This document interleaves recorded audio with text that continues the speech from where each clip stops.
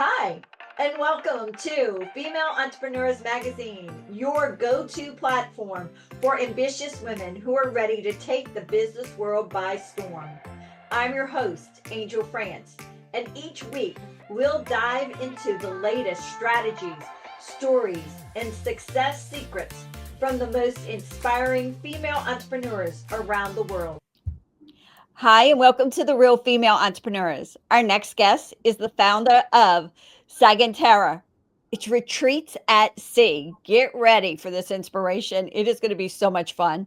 She grew up in the tea forms of Fujian province and inspired by her global adventures as a certified yoga teacher and diving instructor, she actually blends Eastern and Western wisdom to promote holistic wellness.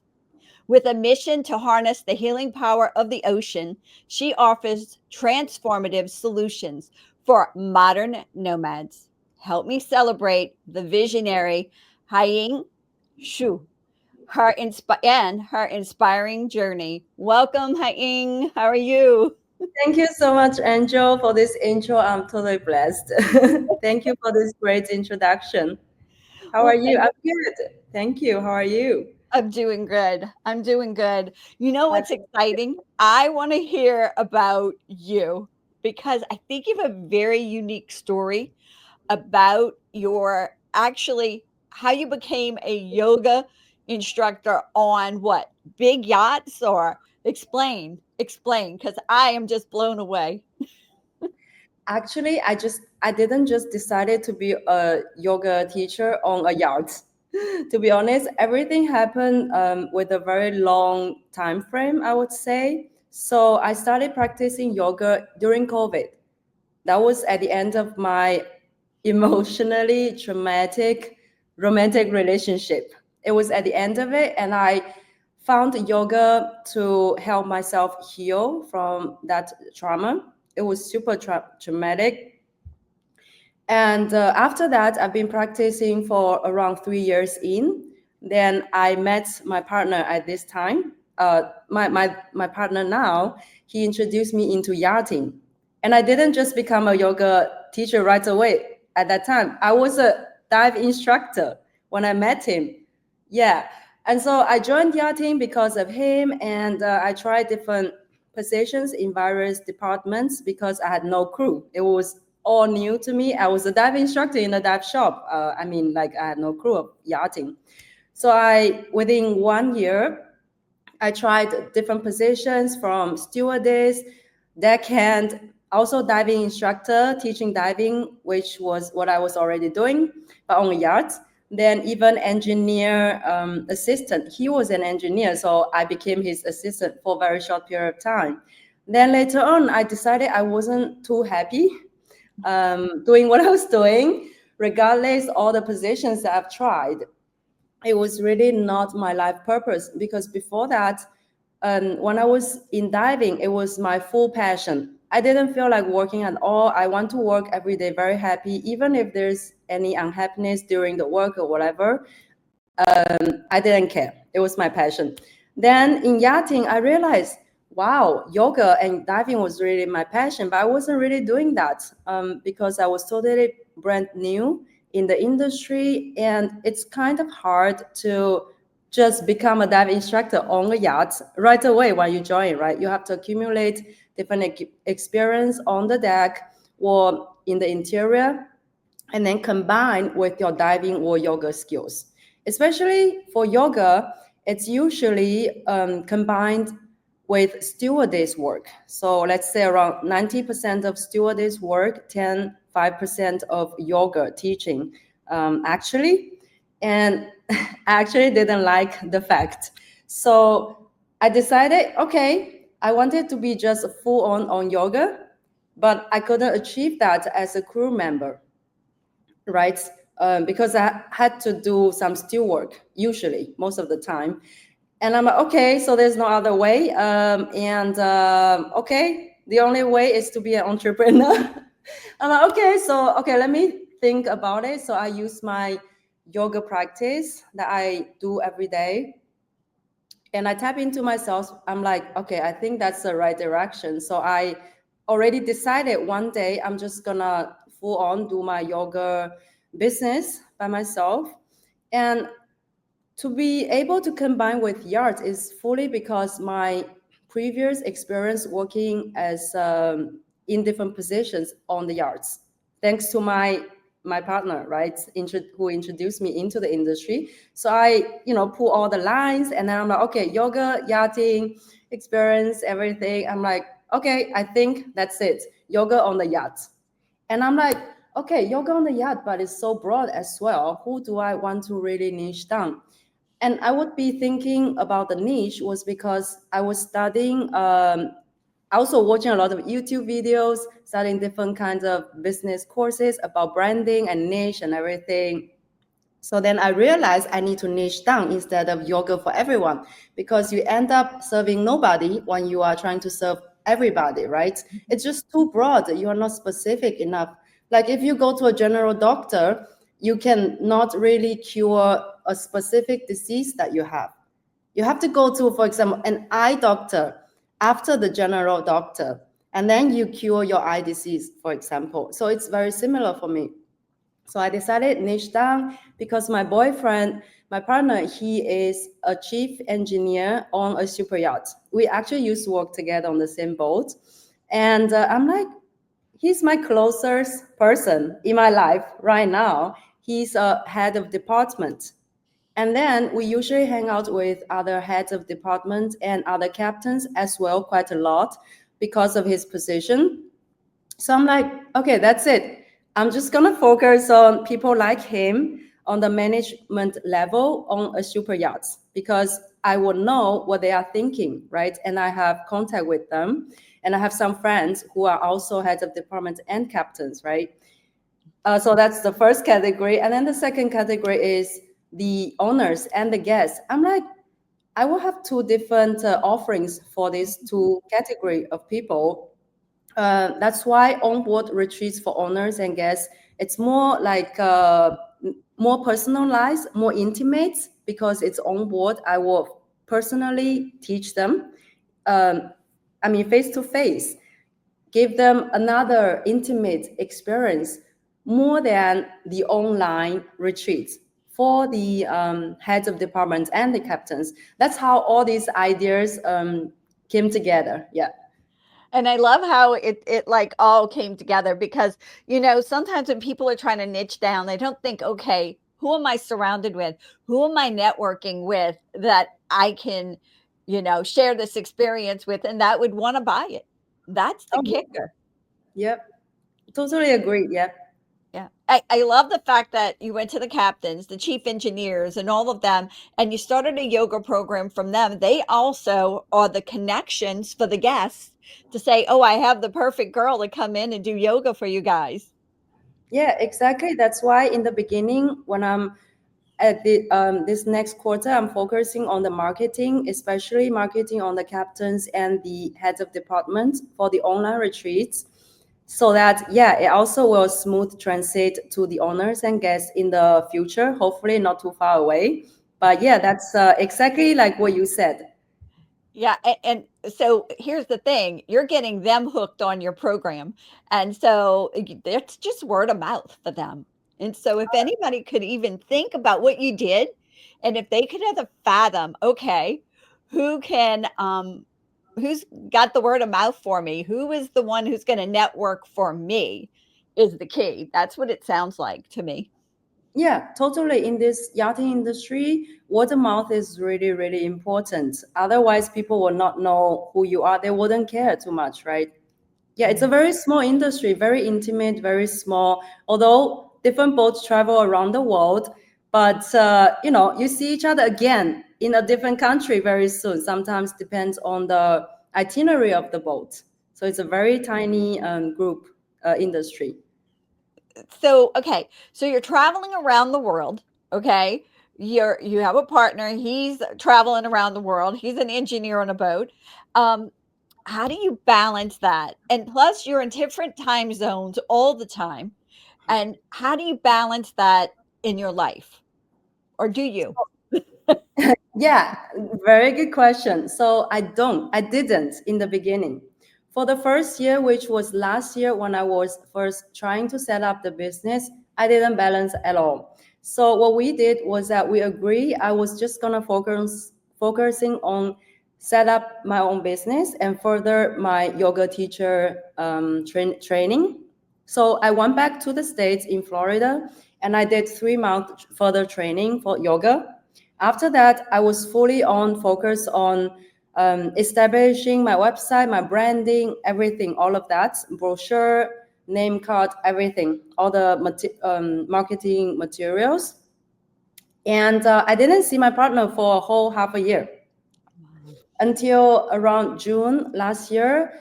I decided to take a break. So at that time I already had quite some progress. I was very pleased on what I have achieved at my own pace. So I'm like, okay, time to take a break. I took a 1 month break to Europe, and I realized I had a lot of old friends in Europe. So I went to visit them. After 1 month, my partner came back to Florida, and we were together at home for less than a month.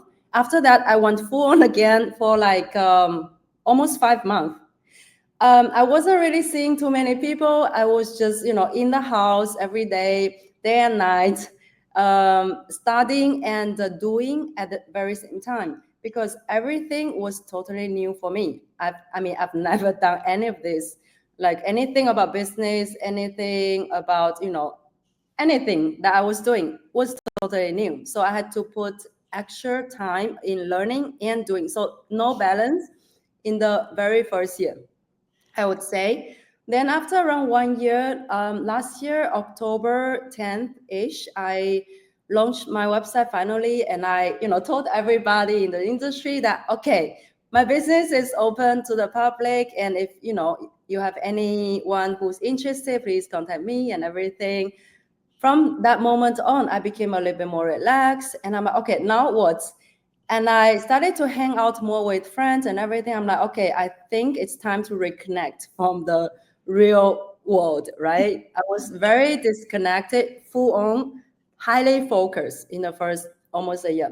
Then now, I came to Thailand to visit my partner, and I decided to spend more time with friends, with my partner, and then maybe in the far close future, I'm gonna spend more time with my family because I haven't seen them for a very long time already. So I start to shift my focus to be more balanced in also business, also family, friends, and partner. Starting this year, I would say, or like a couple months ago. That is awesome. And I know we talked a minute ago and you said one of the things you have to do, because right now it's like probably close to 1 o'clock where you at in the AM, am I right? Literally 1 o'clock, actually. Yeah. Yeah. So Okay. Mm. yeah, so it's noon wwhere I am. Okay. Mhm. Yeah. So I mean, you told me that you have to set alarm after alarm because I mean your business is internationally and global. So Yeah. with that, you're always in different time zones. So Totally. yeah, Yeah. so what is your best way to handle that? Because some people even have time zone challenges going from Eastern to Central, not Mm. even going the distance. What time zone are you in right now? I'm in Bangkok time in Thailand. Okay, so you're in Bangkok time, going from Bangkok all the way to, Eastern Standard Time. Some people can't even fathom that. Yeah. So my way of handling this in daily life and business is by putting everything that I have to do in my calendar, Google Calendar. I have two different calendars, one for personal, one for business. And then I set 1 or 2 days, or sometimes even 7 days ahead of reminder. Depends on how important things are. Excuse me.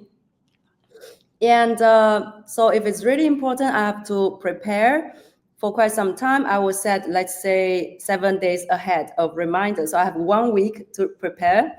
Then if it's not so important or less time to prepare, I set 1 or 2 days in my calendar for reminder. Then when my reminder came in my calendar, I go to my phone and I set my alarm, many alarms. For example, for this interview, I put in my Google Calendar, right? And I set 2 or 3 days a reminder. Then, like 2, 3 days ago, I already set my alarm. Okay, what time? For example, in the morning, 9 a.m., prepare for the interview. And then today, when it's closer to this interview, because tonight we went out for dinner with our captain, my previous captain and his current captain, to the beach, and then play pool and stuff. So I'm like, okay, I have to be back early.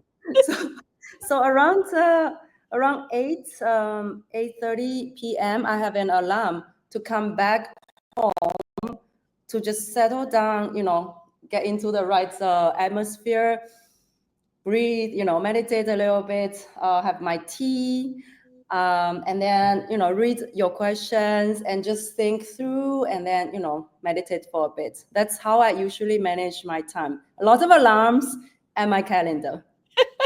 I love that. That is hey, that's how I function. Not as much as the alarms going off, but that calendar, that Google Calendar, I couldn't function without it. Oh, yeah, the same. Yeah. Yeah. So what advice do you have for women who are just starting to think about building a business? You just went through that. So Yeah. what advice do you have for them?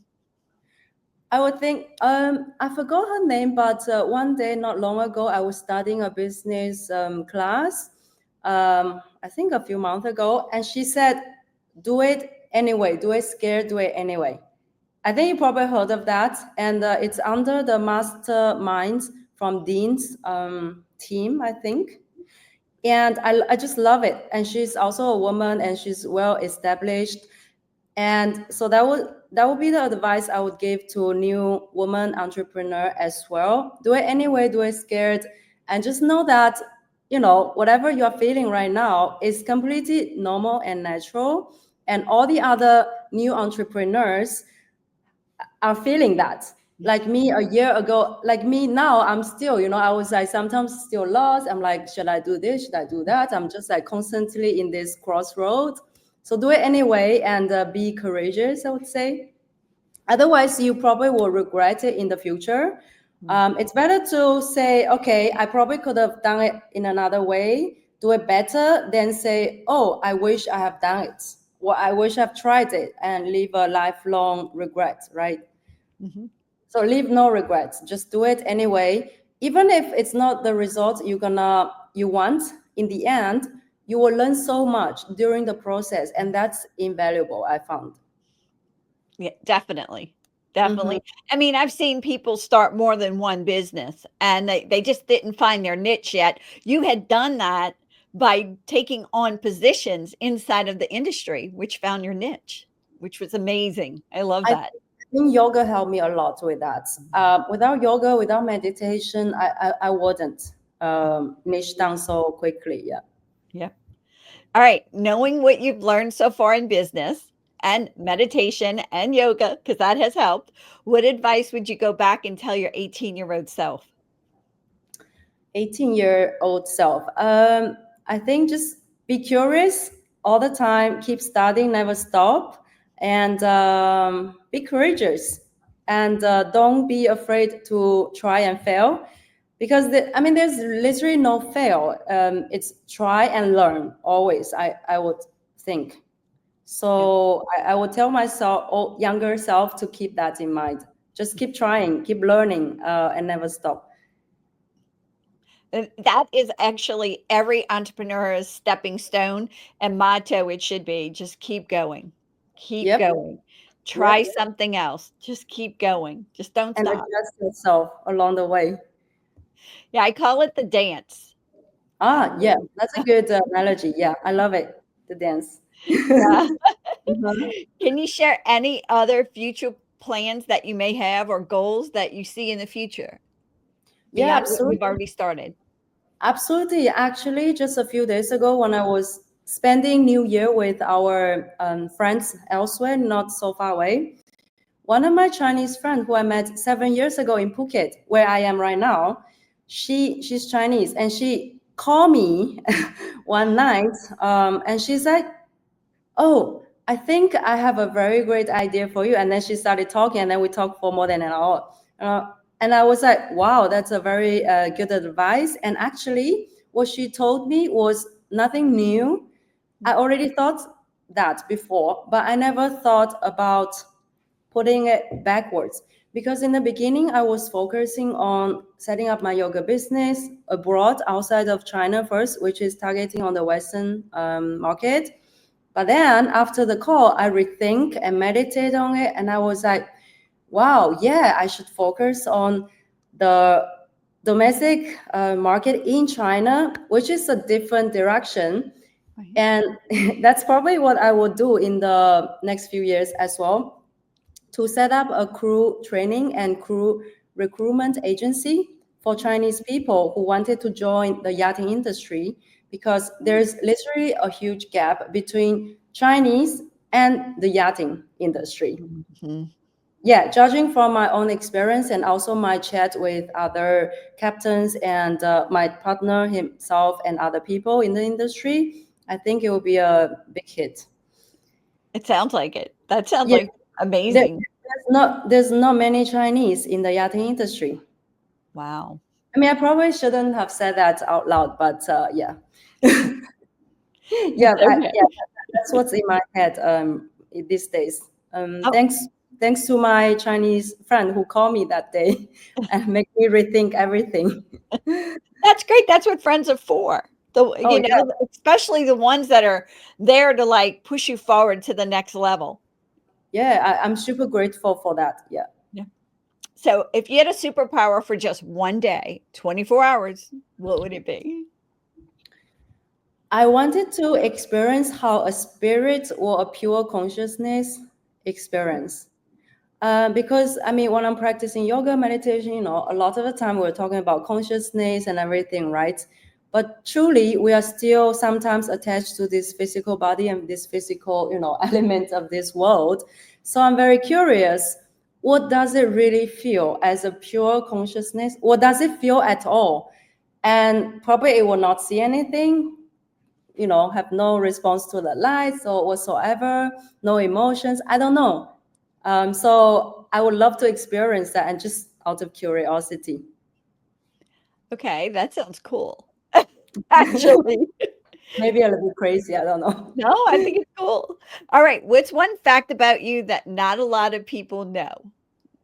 So I'm actually an orphan by law in China. It's very weird, right? So I was born during the one-child policy in China in Oh. 1993. Hmm. And so my parents has to put my name under my grandparents from my dad's side. And both my grandparents passed away already. So right now I'm alone in my family book. There's nobody, just me. That's really funny. Yeah. Yeah, so I have a few friends who have actually adopted children because of that law. Oh, really? That's And amazing. they live here in the United States, the children, and yeah, That's amazing. I mean, they're very lucky, I would say. But yeah. still, my parents were amazing, and I love them a lot. And they did what they could, because otherwise they actually paid for the fine to the government, but still they couldn't put me under their family book. So yeah, that's sad. Oh, that is. Yeah. Wow. But You yeah, know right. where you belong now. You know where you belong. Yeah. That's a cool thing. All right, book. What is your favorite book? So I was thinking earlier, I was like, I don't have a favorite book, but there were a few books that actually influenced me a lot. So there's two books from Esther Perel, one called The State of Affairs, Mhm. and another one is called, what's it called again? I have my notes, one sec. Um, so it's called Mating in Captivity. Both are by Esther Perel, and she's a relationship psychologist. Her book helped me get through, together with yoga, of course, helped me get through of the traumatic relationship a few years ago. Yeah, that's when I first entered yoga, first get into relationship psychology as well, and I was like, wow, I realized I wasn't crazy. And I'm like, wow, okay, that's really opening my mind. And there's another book called Rich Dad Poor Dad by Robert Kiyosaki. I literally found his book right amount maybe 1 year after the other two books, and I realized, wow, that's really eye-opening as well, and it shifted my mindset about money, about wealth, and everything. Yeah. Yeah. He's amazing. He really is amazing. Yeah. So I love these 3 books a lot. Yep. Song. What is a favorite song you have, or songs? Yeah, so there were a few as well. It might sound a little bit sexual, or I don't know, Okay. or weird, but I really love Al Green and Marvin Gaye. So from Al Green, there are 2 songs of his I love the most, which are "Tired of Being Alone" and "Love and Happiness." By Marvin Gaye, my favorite song is "Sexual Healing." I mean, I just love the rhythm of the song, and yeah, it's very meditative for me as well. So when I'm like on the road trip, I put these songs and I'm like, wow, I'm in a different state of mind. Not sexually, but I get it. I get very it. meditative, yeah. I love the songs too. It's all great. I especially love a remix of Sexual Healing. There's a remix on YouTube. I forgot the name of the person who remixed it. It was so good. It was wonderful. I just love it. Awesome. I'll have to look it up. All right. What about quote? Do you have a quote? So yeah, interestingly, it will be from Bob Marley's song "No Woman, No Cry." He sang, "Everything will be all right." So I love this quote. A few years ago, when I was going through a very difficult life period, at work, relationship, and everything, challenges, and I love it because it's just so easy and nothing fancy. Everything will be all right, and it is. Everything will finally be all right, no matter what. Maybe you went through something that's bad or good, but everything will be all right. You will be still alive, if you are fortunate. And I even had it carved in one of my coffee cups before. Oh, I still have it. It's in Florida, the cup. I have it many years, like 4 or 5 years already. wow. All right. Yeah. What is the best way to connect with you in your business? So the best way will be through my website. So through my website, you have all my contact information, my email. You can also live chat with me on the bottom right corner. And yeah, you can also find my community on my website. There's a link directly through that. So yeah, my website, sagantara.com, will be the best. Awesome. Awesome. All right. What else would you like to share with our audience? What else? No, I think you've asked everything. I would say very, very thorough. I think that that will be all. Yeah. That is that you've been very intriguing. I have loved this conversation. You have opened up my eyes to things. I was like, oh my God, things have happened and of situations, but to meet somebody who's actually gone through them and actually understands what it is to be the yoga instructor that you are today and the niche down in that industry. Oh my God, blown away. Thank you. Thank you so much. Yeah, I love your energy. You are very uplifting from the moment before this recording, from the moment when we started talking, I feel your energy. I love it. Well, thank you for being on. You're precious. I can't wait to see you in the magazine. It's going to be fun. Thank you so much for this opportunity, Andrew. I wish you all the best and Happy New Year. Oh, Happy New Year. Thank you. Bye. Thank you so much for tuning in to this episode of Female Entrepreneurs Magazine. I hope you found inspiration, actionable tips, and a sense of connection with our incredible community of driven women. Don't forget to hit that subscribe button, leave a review, and share the episode with fellow entrepreneurs who are ready to elevate their game. Remember, your success is just the beginning, and we're here to support you in every step of the way. Until next time, keep shining, keep thriving, and remember, You have the power to create the business and life of your dreams. Stay inspired, and I'll see you in the next episode. Bye.